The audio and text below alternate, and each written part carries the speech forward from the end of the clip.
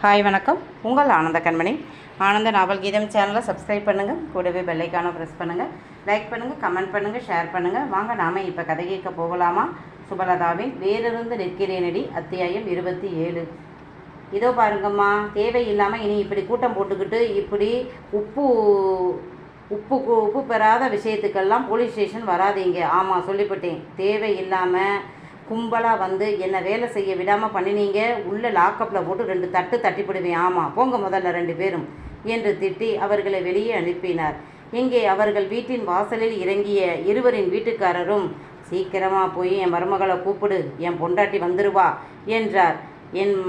என் மருமகன் விவரமான ஆள், நைட் வந்துடுவேன், 2 அம்மாக்களையும் கிளியர் பண்ணுங்க என்று சொல்லிட்டு வந்தார்.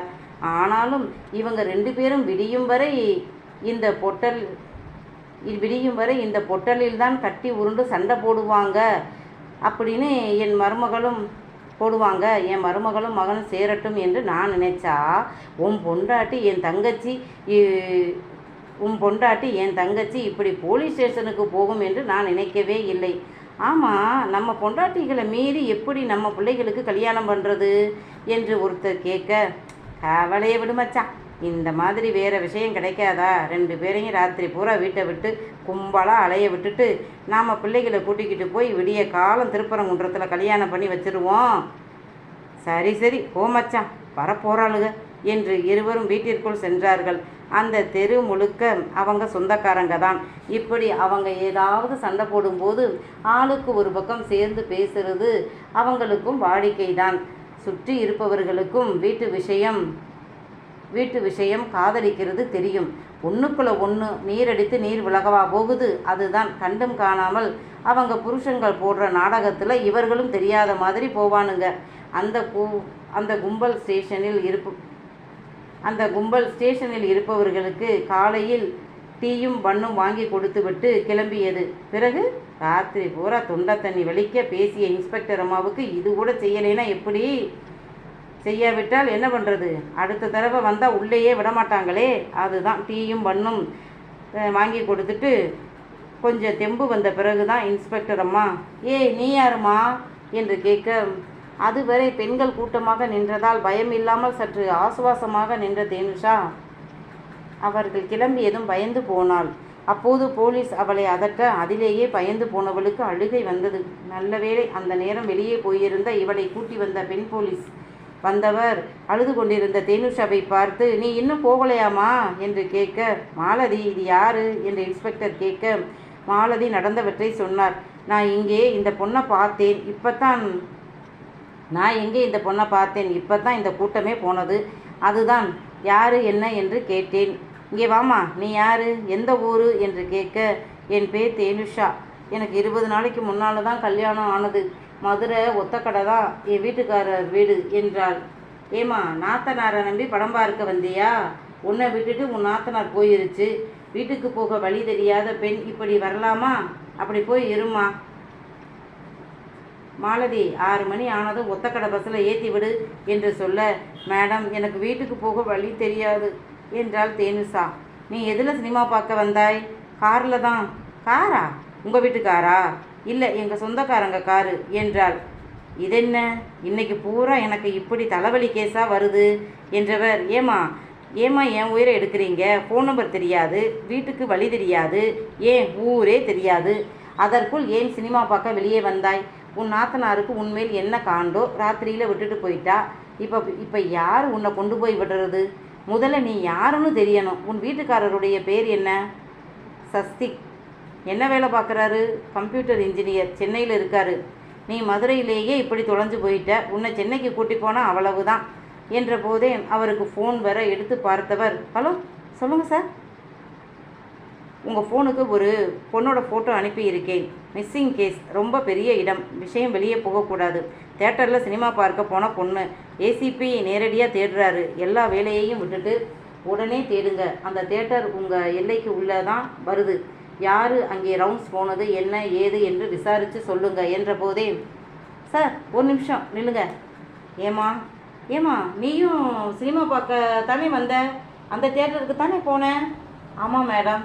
சார், இங்கே அந்த தேட்டருக்கு நாத்தனார் கூட படம் பார்க்க வந்த ஒரு பொண்ணு நாத்தனார் விட்டுட்டு போயிட்டா, ஊருக்கு புதுசு அப்படின்னு வழி தெரியாமல் யாரோ ரவுடி பசங்க விரட்டி நம்ம கான்ஸ்டபிள் கூட்டி வந்தாங்க. இதோ ஸ்டேஷனில் தான் இருக்கிறா. ஃபோட்டோ பார்த்து அந்த பெண்ணா என்று பாருங்க என்றார் ஃபோனில் இருந்த உயர் அதிகாரி. இன்ஸ்பெக்டர் மேடம் ஃபோனில் தேனுஷா படத்தை பார்த்துவிட்டு, ஆமாம் சார், ஆமாம், இந்த பொண்ணு தான் என்றார். உஷ், அப்பாடா, ரொம்ப பெரிய இடம். எத்தனை நாளைக்கு சோறு தண்ணி இல்லாமல் தேடணுமோன்னு பயந்து போனேன். நல்ல வேலை, இருக்க சொல்லுங்க, அவங்க வீட்டு ஆட்கள் வந்துடுவாங்க என்றார். சரி சார் என்றவர் ஃபோனை வைத்துவிட்டு, ஏமா நீ ரொம்ப பணக்காரங்களா என்று கேட்க, நான் இல்லை, என் வீட்டுக்காரர் தான் என்றாள் தேனுஷா அப்போதும் பயந்த குரலில். ஏறுமா, உன் வீட்டு ஆட்கள் உன்னை கூட்டிட்டு போக வருவாங்க என்றாள். நல்ல வேலை, ஒரு தொல்லை விட்டது. இல்லை என்றால் உன்னை கொண்டு போய் விடுற வேலை தான் எங்களுக்கு வந்திருக்கும். அந்த வேலை இப்போ மிச்சம். ஆனாலும் படித்த பொண்ணு தானே, வீட்டு அட்ரஸ் முதல்ல தெரிஞ்சு வச்சுக்கணுமா? அந்த காலத்தில் நாங்கள் அப்பா, அண்ணன்கள், தம்பி, மாமே, மச்சான் என்று அத்தனை பேருடைய ஃபோன் நம்பரும் ஞாபகத்திலேயே வச்சுருப்போம். அப்போ லேண்ட்லைன் தான், சொந்தக்காரங்க நம்பரை எல்லாம் கூட ஞாபகம் வச்சுக்குவோம். இப்போ இந்த மொபைல் ஃபோன் வந்ததில் இருந்து எல்லாமே அதிலேயே இருக்கிறதால அப்பா அம்மா நம்பர் கூட யாருக்கும் ஞாபகத்தில் வச்சுக்கிறது இல்லை. இப்படி காணாமல் போகும்போது தான் அந்த அருமை தெரியும். இப்போ இருக்கிற பிள்ளைகளுக்கு அதெல்லாம் எங்கே புரியுது? உன்னை விட 1வது 2வது படிக்கிற பிள்ளை கூட காணாமல் போனால் அட்ரஸ் சரியாக சொல்லுமா? என்ன பண்ணுறது? நீ பெரிய இடமாம், நீ சொந்தக்காரங்க காரில் வந்ததா சொல்கிறாய். ஆனால் நீ ரொம்ப பெரிய இடம்னு சார் சொல்கிறாரு. உன்னை பார்த்தாலும் அப்படி ஒன்றும் பெரிய இடமா தெரியலை, சாதாரணமாக தான் இருக்காய். சரி, எனக்கு என்ன என்றவர் தன் வேலையை பார்த்தார். அந்த அதிகாரி ஏசிபிக்கு ஃபோன் பண்ணி, சார், ஏபி போலீஸ் ஸ்டேஷன் மகளிர் காவல் நிலையத்தில் இருக்கு சார் அந்த பொண்ணு என்றார். எப்படி வந்தது, என்ன நடந்தது என்று நன்றாக விசாரித்த ஏசிபி, நம்ம ஆட்கள் சமயத்தில் குளறுபடி பண்ணுவாங்க, எதுக்கும் ஸ்டேஷனில் இருக்கும் அந்த பெண்ணோட முகத்தை மட்டும் ஃபோட்டோ எடுத்து அனுப்ப சொல்லு என்றார். அவரும் அந்த இன்ஸ்பெக்டர் அம்மாவை கூப்பிட்டு சொல்ல, சரி சார் என்றவர், வாமா நில்லு என்று தன் ஃபோனிலேயே ஒரு ஃபோட்டோ எடுத்து அவருக்கு அனுப்ப அவர் அதை ஏசிபிக்கு அனுப்பினார். 2 ஃபோட்டோவையும் பார்த்து ஒரே பெண்தான் என்று கன்ஃபார்ம் பண்ணின பிறகு ஏசிபி குருபரனுக்கு ஃபோன் அடித்தார். சரவணன் தான் எடுத்தான். சார், நான் ஐயாவோட பிஏ பேசுகிறேன், என்னாச்சு என்றான். பொண்ணு பத்திரமா இருக்கு என்றார் முதலில். பிறகு ஐயா இல்லையா என்று கேட்க, கொடுக்குறேங்க என்றவன், ஐயா தேனம்மா கிடச்சிட்டாங்க என்றான் சந்தோஷமாக. அப்படியா, எங்கே, எப்படி என்று அவர் பதற, ஏசிபி சார் லைனில் இருக்காங்க, பேசுங்க என்று கொடுக்க வாங்கியவர், என் மருமக பத்திரமா இருக்கா சார் என்று கேட்க, ரொம்ப பத்திரமா இருக்காங்க, நீங்கள் கவலைப்பட வேண்டாம், ஏபி மகளிர் காவல் நிலையத்தில் இருக்காங்க, நீங்கள் போய் கூட்டிகிட்டு வாங்க என்றார். ரொம்ப சந்தோஷம் சார், இந்த நன்றியை நான் எப்பவும் மறக்கவே மாட்டேன் என்றார் குருபரன் தழுதழுத்த குரலில். இது எங்களோட கடமை ஐயா என்றார். ஃபோனை அவர் வைக்கும் முன் சரவணன் சஸ்திக்கை கூப்பிட்டவுடன், தேனம்மா நல்லா இருக்காங்க என்றான். சற்று நேரம் அந்த பக்கம் அமைதி. 2 நிமிடம் கழித்து சஸ்தி என்று இவன் கூப்பிட, சொல்லு என்றான் தளர்ந்த குரலில். ஏபி மகளிர் காவல் நிலையம், நாங்கள் அங்கே தான் போய் கொண்டு இருக்கோம், உனக்கு இடம் சொல்கிறேன் என்று சொல்ல, அவன் தான் வந்த கேப் டிரைவரிடம் சொன்னான். இப்போதுதான் அவனுக்கு மனம் நிம்மதியானது. முதலில் சரவணன் தியேட்டரில் தேனுஷாவை காணோம் என்றதும் எங்கேயாவது வேடிக்கை பார்த்துக்கிட்டு நிற்கிறா என்றுதான் முதலில் நினைத்தான். மதுரை அவளை பொறுத்தவரை பெரிய சிட்டி தான். எனவே தான் எங்கேயாவது வழி தெரியாமல் அழுது கொண்டு இருப்பாள். அப்பா தன் ஆட்களை அனுப்பி அழைத்து வந்து விடுவார் என்று தான் நினைத்தான். ஆனாலும் கூட சரவணன் ஃப்ளைட் டிக்கெட் போட்டு விட்டதால் சரி போய் பார்த்து விட்டு நாளை திரும்பி விடலாம் என்றுதான் கிளம்பினான். ஆனால் எப்போ சரவணன் தியேட்டருக்குள் அவள் தனியாக இருந்ததையும் 2 ரவுடிகள் அவளிடம் மிஸ்பிஹேவ் செய்ததையும் கேட்டானோ அந்த நிமிடம் அவன் நொந்து போனான். பாவம் அவள், நான் தொட்டதற்கே பயந்து போனா. யாரோ 2 ரவுடி அவளை வம்பு பண்ணியிருக்கானுங்க. இவளுக்கு வாய் இல்லையா? எழுந்து கத்தி அவனுங்களை திட்ட வேண்டியது தானே. அப்படி செய்திருந்தால் தியேட்டர் மேனேஜர் அவர்களை வெளியேற்றி இருப்பார். பயந்து போய் திகாவையும் அவள் ஃப்ரெண்ட்ஸையும் பார்த்து இருக்கிறா. ஏன் அவர்கள் வந்து காப்பாற்றுவாங்க என்றா? எப்பவும் ஒரு பெண் தன்னைத்தானே காத்து கொள்ள பழகிக்கணும்.